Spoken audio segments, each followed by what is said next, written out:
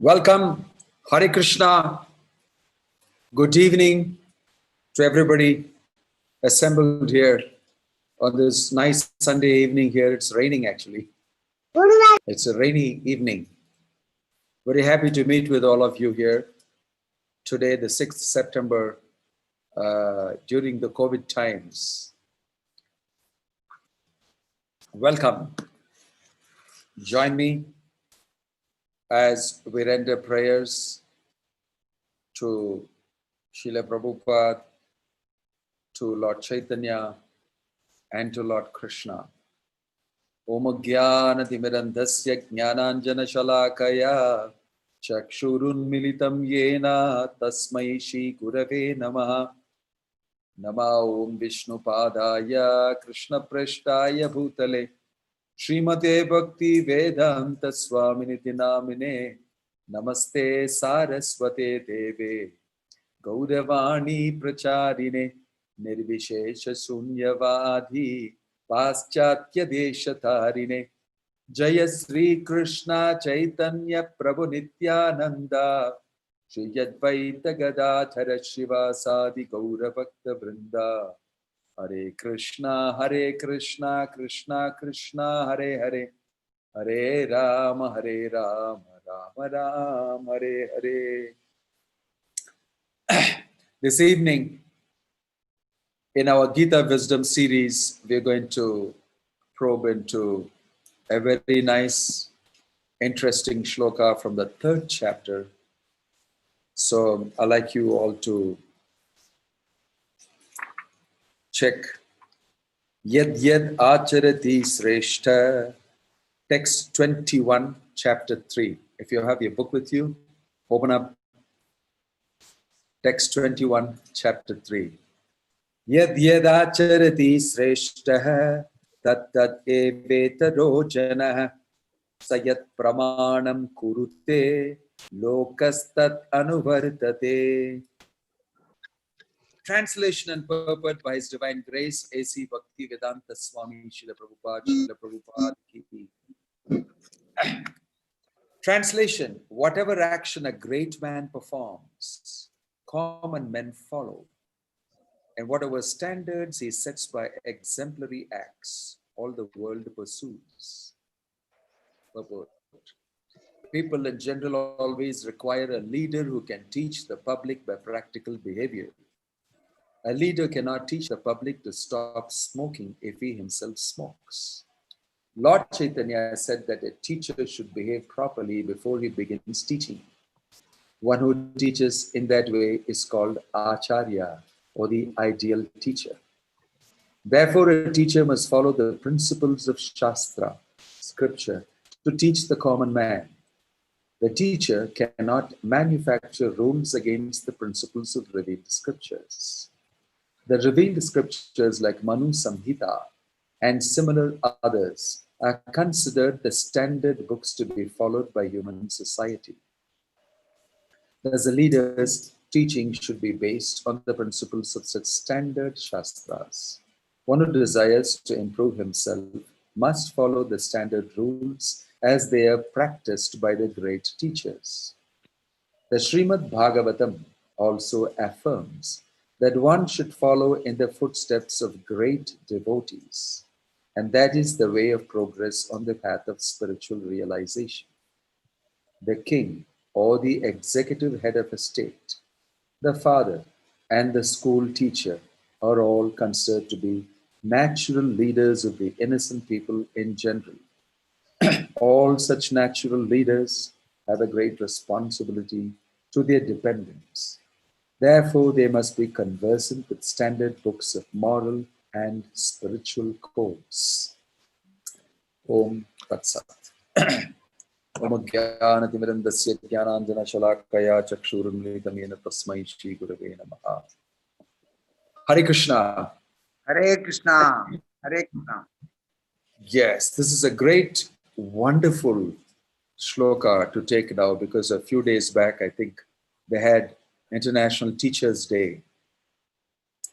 And I found this as an appropriate shloka to speak about what it means to be a teacher as mentioned by Krishna. Krishna is the universe's and the world's, the whole existence's great teacher. He taught the Bhagavad Gita to human society, to all the great leaders that he mentions in the 4th chapter. Imam Vivasvate yogam proktavan aham avyayam Vivasvan manave praha manurikshva kave apravit. Evam parampara praptam imam rajarshayo viduhu sakalaneha mahata yogo nashta parantapa. Raja Rishi means kings and sages together, or a sage who is a kingly sage or a sagely king. All these great personalities were taught Bhagavad Gita by Krishna. Krishna is a foundational, original teacher because he is the absolute truth, and from him comes all teachings. Vedaischa sarver ahameva vedyaha vedanta krit vedavid evachaham. I am the compiler of the Vedas. I am indeed the knower of the Vedas. And by all the Vedas, you should get to know me. So Krishna came and taught the Bhagavad Gita practically, the essence of the Vedas, to Arjuna. And in this way, inside humanity, we are all able to access Bhagavad Gita, the teachings of Krishna. And these teachings are so perfect, absolute, and we can follow them. Inside these teachings, Krishna is telling, in this material world, yadyad ācarati śreṣṭhas tettat evetaro janaḥ. Whatever the famous people, the leaders, the elders, the educationalists, or people who educate, teachers, all of them, whatever they do, the common people, the children, all of them will follow. They'll just almost imitate them because they're so thirsty and waiting for instructions, for guidance, to know what to do and what not to do. So therefore, because there are people, the common people, want to get instruction what to do and what not to do, how to act in a particular situation. It's a great responsibility for somebody who is leading in any capacity, like Srila Prabhupada is telling here in the purport. Parents, school teachers, college teachers, professors, lecturers, your social situation leaders, the country's leader, the state's leader, all sorts of social personalities, or anybody who is standing up and representing. Though all of them have the very important responsibility of acting, thinking, feeling, willing in a manner that is exemplary, so that people will follow that. So you see how important it is to have leaders who actually do the right thing. If the leaders don't know, then the public, the common people, definitely don't know, and it'll be worse than not knowing. They'll do all wrong things also. So everything rests on leadership. Everything rests on those people who, by their actions, teach. Actions speak louder than words. We have heard this. So by their actions, they're teaching people constantly. Every time they do something, people are watching. And they will follow it. So the responsibility of a leader, very important to know. Krishna is saying here, name pārthāsti kartavyaṁ triṣu lokeṣu kiñcana, in the next shloka 22. O son of Pṛthā, there is no work prescribed for me within all the 3 worlds, with all 3 planetary systems. Nor am I in want of anything, nor have I a need to obtain anything, and yet I am engaged in prescribed duties. Why? Because people will follow me. They'll do what I'm doing. Although I am the Supreme Personality of Godhead, I really don't have any duty in this material place. I don't belong here also. Still I'm doing. Why? Because people will follow me. And I want to lead them properly. Therefore, Arjuna, you should not shy away from the battlefield. You should not shy away from doing your duty as a soldier, however difficult it may be, because people will perpetuate that type of a thing. So rather, you should stand up and fight and face it. And then people will be happy that you did such a thing. And they also will go up one notch higher in their ideals and they will perform better. All right. So, because I said we will speak something about Teacher's Day. I think there the reference to Teacher's Day means those who taught you in your schools. In other words, they are your guru who have taught you something. And they have a lasting impact. I still remember my teachers from my school days, from right when I was in, first standard, second standard, third standard, fourth standard, right up to passing out of school. I remember all these teachers because they played a very important, impressive role in my life. They were teaching English literature, they were teaching mathematics, or they were teaching me chemistry. I looked upon them and looked up to them. And what they did, what they said had a very deep impact. Even today, I can recollect what someone said, what someone did not like, everything. Because they are elders to us. So, in today's world, education has taken such a spin. And teachers here, Krishna is charging the teachers with a great, grave responsibility. Yadyad ācarati śreṣṭhas tattat evetaro janaḥ. You better do things properly. If not, you've ruined your role as a teacher. You ruined everybody whom you're teaching to, who are your student, right? So you'll see that Dronacharya was the teacher of the Pandavas and the Kauravas together. He was a very powerful teacher, very disciplined, and bent upon making them very good Kshatriyas, warriors of a high standard. And they did become like that. And they were always grateful. Even on the war field, Arjuna hesitated. How can I fight with Dronacharya, Kripacharya, Bhishma, who are my elders, who have taught me so many things? I have learned so many things from them. I can't fight. I can't fight them. That was his reason. So you respect them so much. So Dronacharya, he taught in a very wonderful, exemplary way. There are two instances that I like to take up. One, he declined his lessons to, and the other, he gave more lessons to. Arjuna was learning from Dronacharya along with the Pandavas. He taught how to focus on the main target. In life, we also need to know this. He had a bird on a tree, and he asked each one of those Kauravas to come up, Pandavas to come up, and say, take your aim. And they would string their bow and pull their arrow to their ears, and then he would ask them, what do you see? So each one said different things. Somebody said, I see the whole tree and the bird on it. Somebody said, I see the bird. Somebody said, I see the branches, the leaves, and the bird. Arjuna said, I see the eye of the bird and nothing else. Because that is the target. I don't see anything else. I see only the eye of the bird. So Duryodhana said that you're perfect. This is how you should look at when you target and shoot and focus.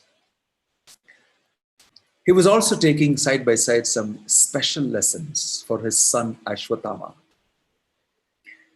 During when everybody was going for lunch or eating, because he's his son.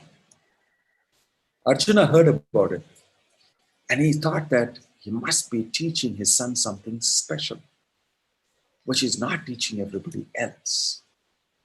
And unfortunately, this is eating time for me, but I like to go. So he ate very quick and he ran. And then Dronaji said, no, that's not for you. I mean, you can take your time and relax and then come back. He said, no, I want to learn. Seeing his eagerness, Dronacharya admitted Arjuna along with his son to learn something extra. This is the relationship between the teacher and the student. The student was completely surrendered to the teacher. The relationship of those days in an educational system was one-to-one teaching, personal attention for each one of them. There were not 1,000 students, and even if they were able to give that personal attention because that was their power, and they wanted to. So that type of an attention prevailing for training, and for any time you can approach me, any time I'll give you lessons, any question you can ask me, anytime, because I want you to be super successful. So that's how Arjuna was trained. On the other side, Arjuna once went into the forest to train himself, and he saw this Ekalavya. Actually, a long story about Ekalavya and judgments on him. I'll refrain from saying those things. But he saw Ekalavya, and he saw a stunning performance by Ekalavya. A barking dog's mouth was sealed by crisscross arrows by Ekalavya. And he was amazed, Arjuna, seeing this. Then he went and asked him, who are you? He said, I'm a disciple of Dronacharya. Really? And he ran back. He said, you have a disciple like this? And you're secretly teaching him this? You never taught me these things. And he said, who's that? Dronacharya said, who is that? He came to meet Ekalavya. Ekalavya performed and demonstrated. And Dronacharya was stunned too. But this is an amazing student-teacher relationship. Ekalavya was like a Chandala, lower class. So he could not get into the teaching Gurukula of the Kshatriya. But he knew that Dronacharya is a great teacher and he wanted him, and he was not admitted. So he made a beautiful mud statue of Dronacharya, offered him prayers, accepted him as Guru, and trained himself. So much was the power of the teacher and purely accepting a teacher by the student that he was able to learn these things by inspiration so wonderfully. Arjuna became very perturbed that, so Dronacharya knew that Arjuna has a mission. There is Kurukshetra war going to come. There are many things going to happen. And what is Ekalavya, a hunter in the forest, a kirata, as they are called, going to use this for? So he said, don't worry. Then he said to him, tricked him into giving a Guru Dakshina and asked him, what do you want? He said, give me a thumb, so that he can't shoot anymore, he can't perform anymore. And he willingly gave it. And that was the end of Ekalavya. Somebody is going to ask me, how can a teacher be like this? How did he destroy that? This is a moral question and a moral ethical thing. There are things happening here that are beyond moral stuff also, if you see it from a different way. But my point here is, a teacher can decide at any time how what is taught is going to be used by you, and how somebody should be taught, to what level and not. I just don't want to take this further, but education now, today, teachers today, and their responsibilities. The world really needs people who can lead so many people dependent on good advice, good direction. Especially during the pandemic, I've been extremely busy answering so many emails, WhatsApp messages, phones, constantly asking. That is turned down a little bit low now, the panic during the pandemic and the lockdown. But it has turned down to be other questions, and slowly people have settled down, but they're asking questions about spiritual life a lot. Constantly, people are in great need of some guidance and help. This is really a Teacher's Day with a great significance in 2020, because the world really needs teachers, genuine teachers. Genuine means one who knows what is the truth and who can convey it without any duplicity, without any material desire or desire for a gain, a self-interest, purely convey it for the edification of the student, for the success of the student in his life. That type of teachers are very rare, actually. Bhaktivedanta Swami Prabhupada was such a rare teacher. He contributed the essence of Bhagavad Gita and the Bhagavad and all these things to the entire world. To the entire world. And he asked nothing for it in return. All he wanted that you will carry on this legacy and teach many others and save them from misery, save them from horrible situations in this world. Just perpetuate, just go ahead and teach more people and generate more teachers. So in our society, we have a mission for generating genuine teachers. Teachers who will be clear in what they convey. Teachers who can answer the questions. Teachers who can actually guide people to practice those instructions. Teachers who can actually stand by when the student fails, pick him up and have him stand again and move ahead confidently. Making people successful in their life doesn't mean only teaching a subject matter. It goes beyond just classrooms. It goes beyond examination. It goes beyond just the confines of the education institution. A teacher can be your guide throughout your life. And that's the type of teachers the International Society for Krishna Consciousness is meant to make, and we are already doing it in many places all over the world. We have people teaching Bhagavad Gita to people, giving them a completely new solution to problems in life based on the Gita, teaching them a new lifestyle. And they are becoming very happy, establishing communities of people and having completely something different to do in life, which they never knew before and which they treasure so much and they're so happy in doing. Communities of devotees having a very high goal of life, simple living and high thinking. Their material detail and life has come down a lot. They do the basic requirements for a healthy, simple living. But they go deep down into themselves and educate themselves deeply in self-realization. Communities which are based simple living and high thinking, Prabhupada said. This is the motto of the community. They live simply materially, but actually they're very deep. They're very deep. So this is Vedic civilization. In Vedic civilization, there's plenty of material facility available.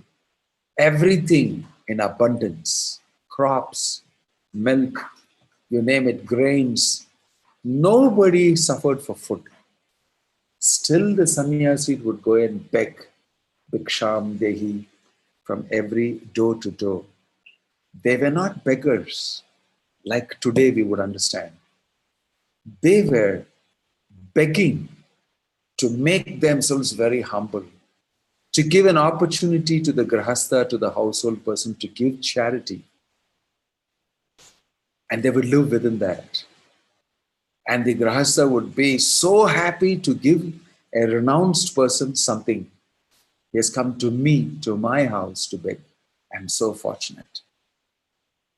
And it's not that he is a beggar. No. He is considered to be somebody very great. And he's capable of teaching me many things. Please come into my house.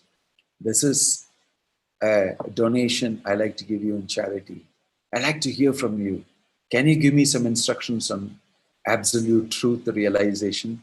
And then that person would speak for the welfare of them a little bit, and then walk away to the next house and next house. This was a daily duty. I must go and benefit somebody with good instructions. And in return, I will take from them a little bhiksha, some rice.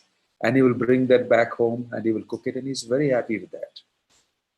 He's not a poor man. He's very rich internally. He can give education, which is so precious, to so many, and they're eager to receive it. Eager to receive it. Receive.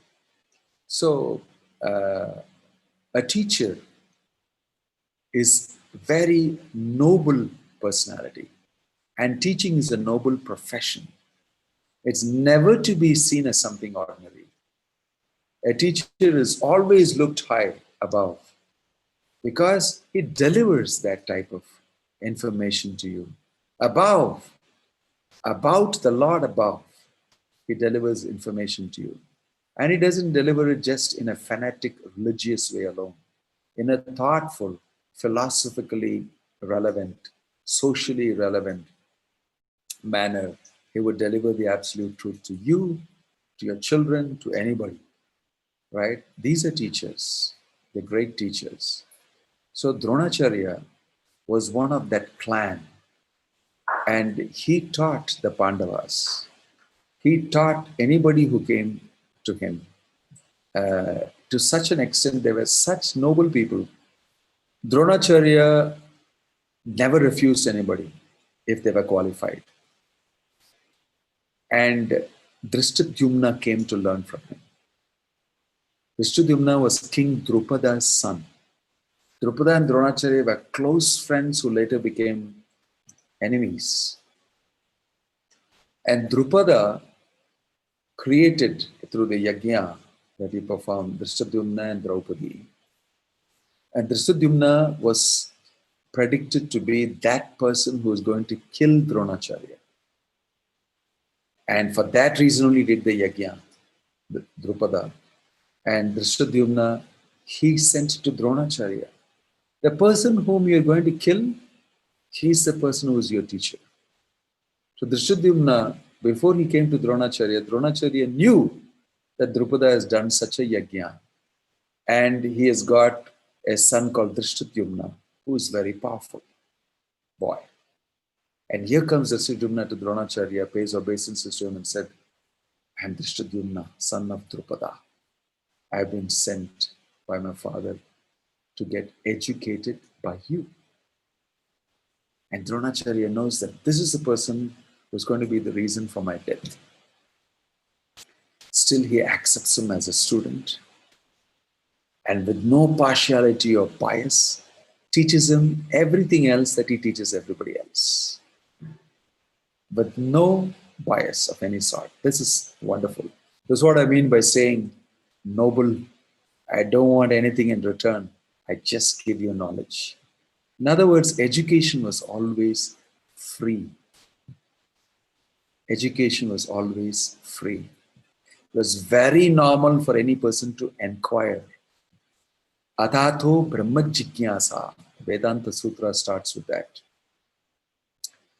First aphorism in the Vedanta Sutra is a summation of the entire essence of the Vedic literatures and put in sutra formats like small formulae. Athato Brahma Jigyasa, full stop. Therefore, since you become a human being, now is the time to inquire. Ask questions about life. Who are you? Who is God? What's this life about? So, jigyasa, inquiry, is very natural, and since time immemorial, it's recognized.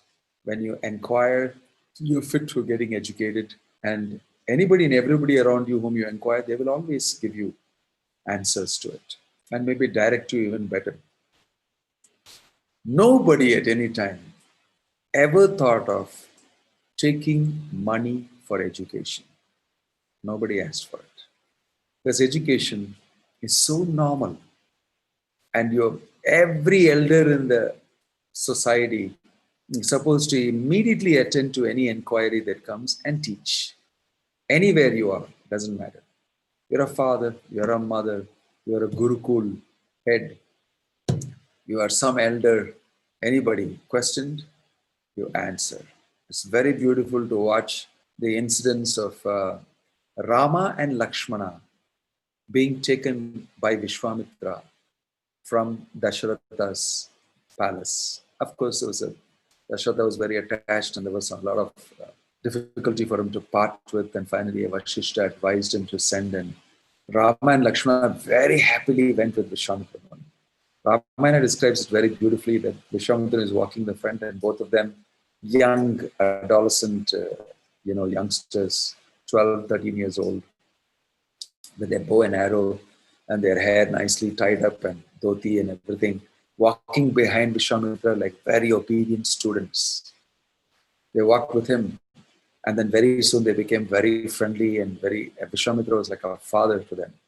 And they started asking so many questions.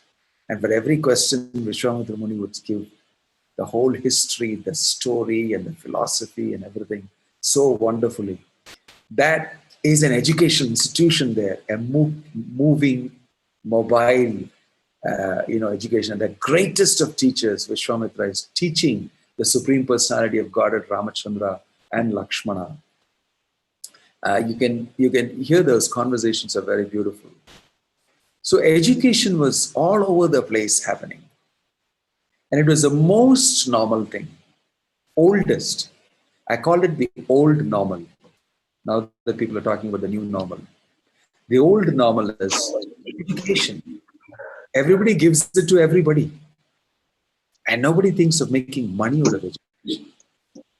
And the greatest flaw in our education institutions, the teachers suffer, even the genuine ones. And their profession is seen very low. And you charge the students so heavily. And all of them are burdened with exams, and the thrill of learning is completely taken away.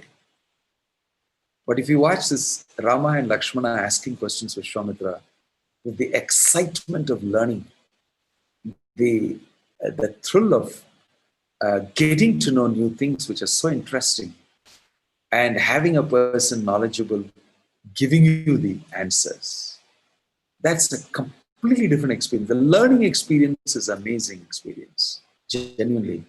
But you look at our students, they hate the education system. They hate the exams. They hate the teacher.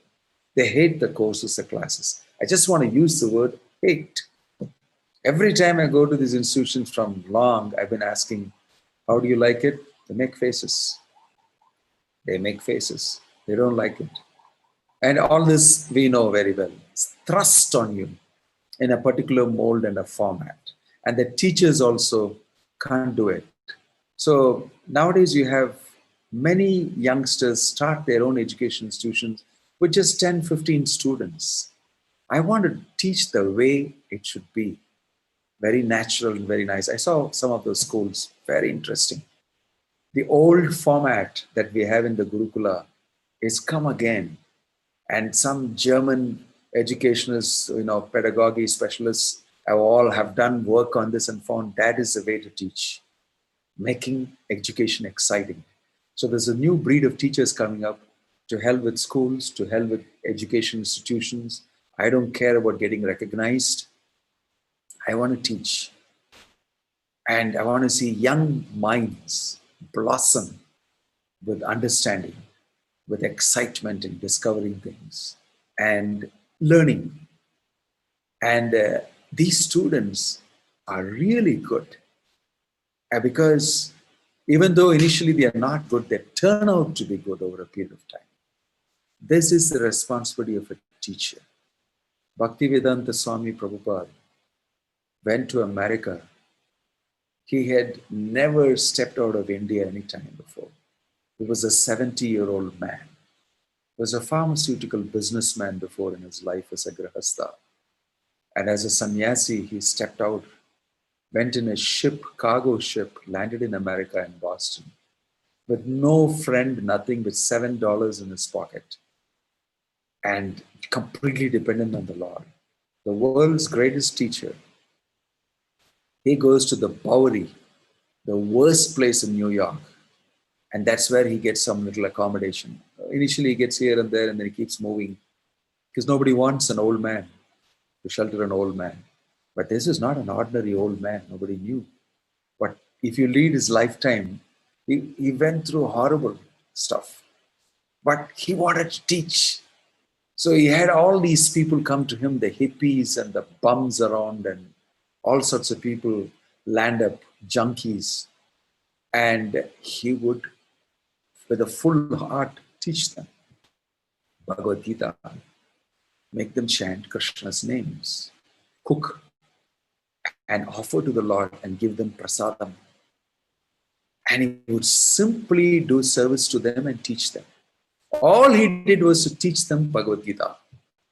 They became so attracted to what he was telling, though they did not understand many things. He was chanting Sanskrit shlokas and everything.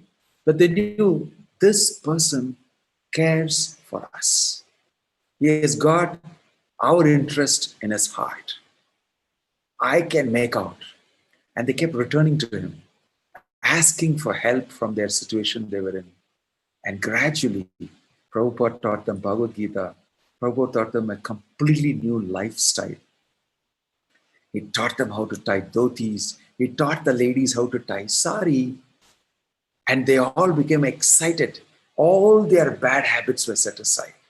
What powerful teaching. All their bad habits were set aside. The lifestyle completely changed. They would wake up in the morning at 3:30 a.m., come for ācarati at 4:15 and chant in front of the deities of the Lord.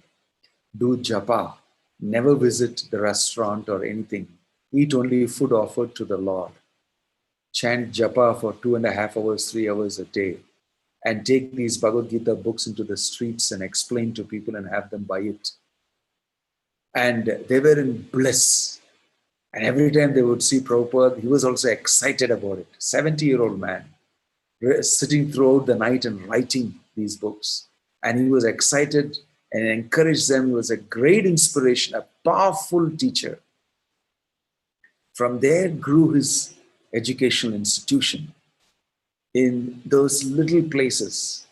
And groups of people came up, and there was word going around, flying around, and people were coming so fast. And the group became so huge, and he established centers all over the world, traveling within the next 12 years. He was a powerful teacher. And what was he teaching? Not physics, chemistry, maths, engineering, mathematics, which is much easier to do. He was teaching, you're the soul, not the body. You are eternal. God, Krishna, is your father. He loves you. He wants to see you love him. Let's dance. Let's chant. Let's eat prasadam. Let's indulge in this philosophy. Your life is so wonderful now. You are smiling. You're so happy. This is the effect of chanting the holy name. This is the effect of reading Bhagavad Gita. This is the effect of taking in this beautiful knowledge. They could experience it. Not only he was teaching theory, they could see him also doing exactly the same thing as they're teaching him to do. In this way, he lived with them. No private life, openly. They could watch him chanting Krishna's name. They could watch him serving Krishna. They would watch him wash the pots, clean the kitchen, cook for them, offer to the Lord, bring all these things they watched, and they felt so impressed and they wanted to help him out. This is how the movement grew. Just by being an exemplary teacher, willing to make sacrifice for teaching people genuinely. So when we do that, we create an amazing effect. So you'll see in our Vedic times, you'll see all these stories in the Bhagavatam about teachers. Shukadeva Goswami teaching Parikshit. Parikshit asking amazing questions. The Bhagavatam is full of a conversation. He's sitting at his feet and asking million-dollar questions that we all want to ask. Arjuna and Krishna, Arjuna in a distressful condition asking Krishna questions about life. The real stuff that we want to hear. And Krishna very closely, affectionately telling Arjuna, this is what I want to tell you. This is what is the truth. This is what you should do. Of course, you're free to do what you want. It's a choice. Yati ichhasi tata kuru. Whatever you desire, you may do. In this way, Krishna powerfully taught Arjuna, influenced him. Like in the shloka, it said, Yat yad ācarati śreṣṭhas tattat evetaro janaḥ. My dear Arjuna, you have a position as a student. And you, as a warrior, you have a position. And people are watching you. You're a leader. If you do anything wrong, not only they'll talk about you, but they'll also do the same thing. Then what happens? If people speak ill of you, that is worse than death for a kshatriya. Right? It's worse than death. So in this way, he will influence him to follow the right thing. He's a powerful teacher. In this way, you'll see in all sections of society, education is going on. Enquiry is there constantly. And people continuously teach. It's in a flux. Everybody is buzzing with enquiries and questions. And everybody is constantly teaching people and leading them towards the absolute truth. This is a genuine society. A society of people who want to learn and eager to learn. A society of people who want to teach and are eager to teach the truth without cheating anybody. Cheaters and teachers. It's a bit of a tongue twister if you start saying both of these things together. Teachers and cheaters. Those who don't know but profess to be teachers and lead people. Andha yathandhe rupaniyamanina. Prahalad in the Bhagavad is telling to his schoolmates, is it a blind man leading the blind people? He will lead them all into the ditch and they will all fall down along with him. I think in the younger days you must have heard about the Pied Piper who played the flute, and all of the children went behind him and got lost. So in the modern world, you have many Pied Pipers who are not at all genuine, but play very attractive tunes and put up a show as good teachers. But they are going to mislead society, mislead people, right? So on the Teacher's Day, we should genuinely acknowledge those who are dedicated to the teaching process. And it is not that only some brand of people who have entitled teachers should do that. I'm talking of anybody and everybody who has the duty to teach. You can see a mother concerned about her child, answering the questions of the child eagerly and making sure that the psychology develops properly and very eager to correct him. She's a teacher. In fact, the mother is the greatest and most important teacher in a child's life. Makes the greatest impression. Unfortunately, parents today don't want to do that very much. They want to outsource it to a school teacher and they send us children to a boarding school somewhere and let them do the teaching. And when they comes back, he'll be a wonderful student who has come in flying colors, and then he will get a job and he will do great and I can boast about him. Sorry. And there are many, many expectations like this, but they're not always happening that way. Because the parents are not actually taking the responsibility for teaching. Actually being with the child, grooming him, shaping him with love and affection, giving him instructions. So this is how a society should be shaped. Everybody should be sensitive to teaching that students need in all walks of life, everywhere. Coaching is needed of all types, and people are waiting to get that. And therefore, we must dedicate ourselves to teach properly to make society better. Teachers are very, very valuable in society. And it's a necessity for us to have good teachers who create wonderful students and students who become teachers and create further learners. In this way, there should be a cycle operating. That is a healthy society where education is free for anybody for the asking. And you don't put a price on education. You give it to, and you'll have such a wonderful society where people are all learning and they're interested in gathering knowledge. And society will become so progressive and people will be high class. That was the society in India, Vedic society, before the Mughals came, before the Britishers came. Of course, as Kali Yuga came in, they all became petty and the kings and their fiefdoms and fighting with each other. Gradually, they became weakened. But India was a place where had so many schools. Every village had so many schools. So many people were teaching. A tremendous amount. I had the statistics before from some study. And the Britishers were very amazed. And they killed that education system. They actually rooted it. From the grassroots, there was teaching. School is not something very great in those days. School was everywhere. Teaching was going on everywhere. Chaitanya Mahaprabhu in his younger days, 500 years back, was called Nimai Pandit, and he was teaching. And his pastimes as a teacher was so wonderful. He was teaching, of course, he was a Supreme Lord, appeared as Lord Chaitanya. In his younger days, he's called Nimai. He was a powerful scholar, a Brahmin's son.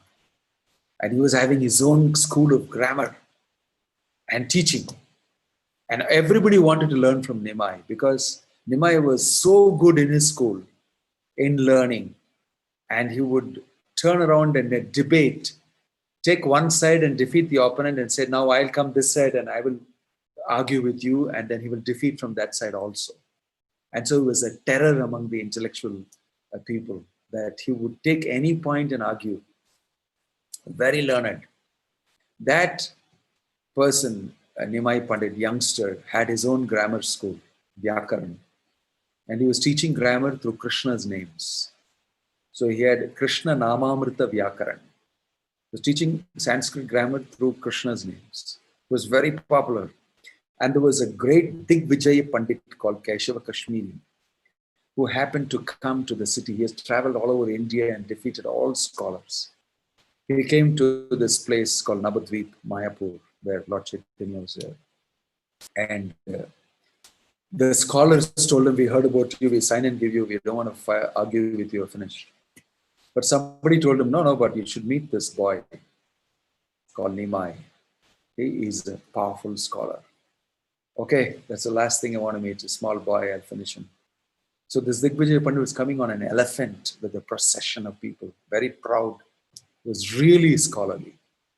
And he saw a whole group of students on the bank of the Ganges and this boy teaching all of them grammar. He alighted from his elephant and he was amazed to see the school maintained by this young boy. And he asked, who's this boy?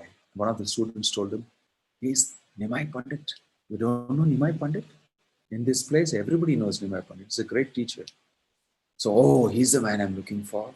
So he went and appeared in front of him. And Nimai Pandit received him very nicely, with great respect, had him sit down. And then they had a conversation. In that conversation, the proud Digvijay Pandit, said, oh, you're just teaching grammar. That's okay. That's like, for small beginners. So Nimai Pandit said, I heard about you. I heard that you're a very great scholar. You're powerful. I would be so happy to hear from you a composition on the Ganges. I'd be so happy to hear. Then we can discuss it. So that Keshava Kashmiri instantly produced 100 verses glorifying the Ganges in rich, poetical Sanskrit language. Boom, boom, boom, boom, boom, boom, boom. So fast. It was very beautifully composed. And then Nimai Pandit said, wow, wonderful, wonderful. And he glorified it. Then he said, we must discuss the alankara. We must discuss all the errors and faults in it. He said, what? There are no errors and faults in my composition. Then Nimai Pandit started out of memory repeating many of those shlokas. and told him this is wrong composition here because of this sandhi, like this should not be like this. This is grammatically wrong. And all of them were true. And the Digvijay Pandit became very shocked. Who's this boy? He's found fault with me, and there are faults in it. He got stunned and he argued with him. And then he said, no, now it's time for me. And Nimai Pandit said, I have to go home. My mother is waiting for me, because he was a young boy. And all these boys have to go home. We can come back tomorrow and I can meet with you. But this Digvijay Pandit was shocked. Nobody in his lifetime had ever found a fault with him, because he was acclaimed as the greatest person in the entire country. He went back home and he started praying to Saraswati, who is his goddess. Why have you insulted me in front of this young boy? How did he find fault with me? And he was crying. He was humiliated. And he slept that night, and Saraswati came in his dream and told him, my dear disciple, I want to tell you that whom you met is actually my husband. He is Vishnu. He is Krishna, the Supreme Lord who was incarnated as Chaitanya. Nimai Pandit, don't consider him to be an ordinary person. You have met your match. He knows everything. Nobody can defeat him. He is the Supreme Lord. It's better you go and take shelter of him. So she advised him, I've been with you all the time, given you blessings for all your victories. Now I can't do anything about this. You have lost, because he is the Supreme Lord. So the next day, the Digvijay Pandit came and paid his obeisances. And he said that you have taught me that I should not be proud, that although I have great learning, I have not practiced devotion. And in this way, he became a humbled teacher, a scholar. In this way, the Lord himself performed pastimes as a young teacher. And he had amazing amount of students, all of them completely dedicated to him and learning from him. So on this day, when we are reflecting on the Teacher's Day, I'm reflecting on how even Krishna was a teacher most of the times, giving instructions. Bhagavad Gita, when he came as Chaitanya Mahaprabhu, as Nimai Pandit, maintaining a school and teaching. And all of us should look into see how we can make education better. Not only about material subject matters, it's also necessary, but on all subject matters that students want to learn and have an inclination to, and gradually lead them to understand spiritual subject matters and the goal of life from the Bhagavad Gita. And this way, our education will be perfect. And as teachers, we'll also feel that we have done a perfect job.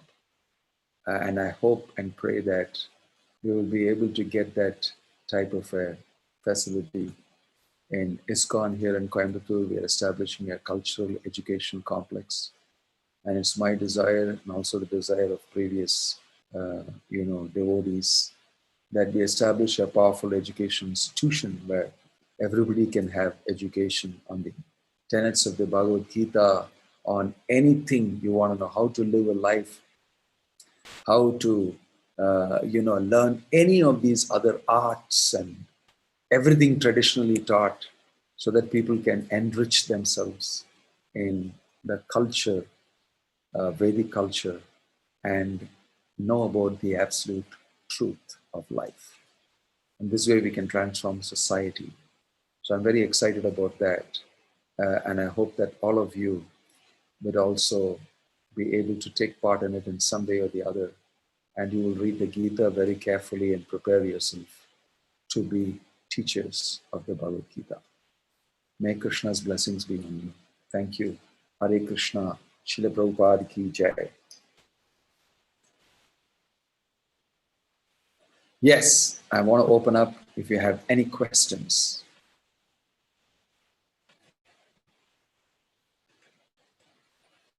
If anybody has any question, I'd be happy to answer that. Or else you can post it on the chat.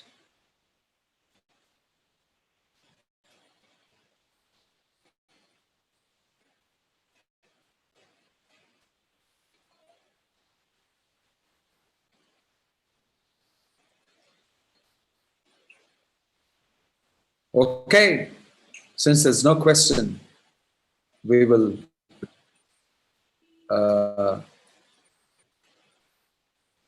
well, from the chat. Yeah, there's no question, there's comments. Oh, there's a question. Is Gandhi a teacher? Yes, he is. Yes, he is. His whole plan was to actually teach by practicing.